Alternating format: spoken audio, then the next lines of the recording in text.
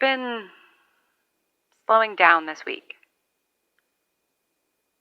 Everything from the tornado in Kansas to Estes Park feels like a blur. It's getting dark earlier and earlier now, and I don't much care for driving in the dark when I'm the only one on the road, so I've been taking longer to get from place to place. I'm planning on going to Vegas for my birthday, because, well, why the fuck not, right?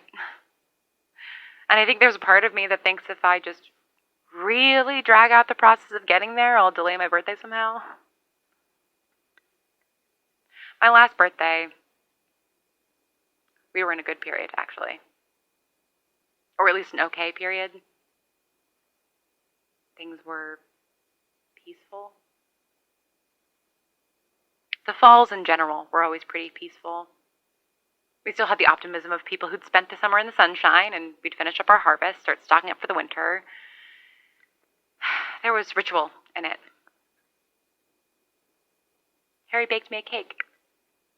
A carrot cake, because we always had a ton of carrots, but she didn't bother with frosting because, according to her, carrot cake with anything other than cream cheese frosting is an abomination, and, well, obviously fresh cream cheese isn't exactly easy to come by. But despite that, it was nice. It was delicious, actually. She's always been a very talented baker. So we had dinner and cake and a bottle of wine that she'd stowed away early on. That was a surprise. Both that she'd had the foresight to stash it and that she brought it up for my birthday. When I asked her about it, she said, well, actually, she didn't say anything. I've spent a lot of time playing that night over and over in my head.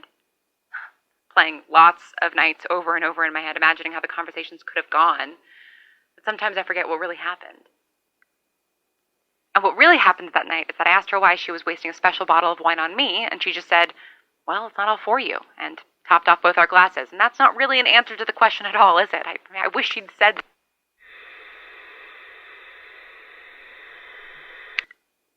We didn't do presents, obviously. Not for birthdays or Christmas or anything, but we'd usually spend holidays playing some kind of game.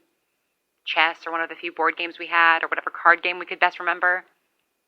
And that night, she suggested we play Clue, which was my favorite game, and she never liked playing it much, so that felt like a weird sort of gift. And for that whole night, it felt almost like the old days.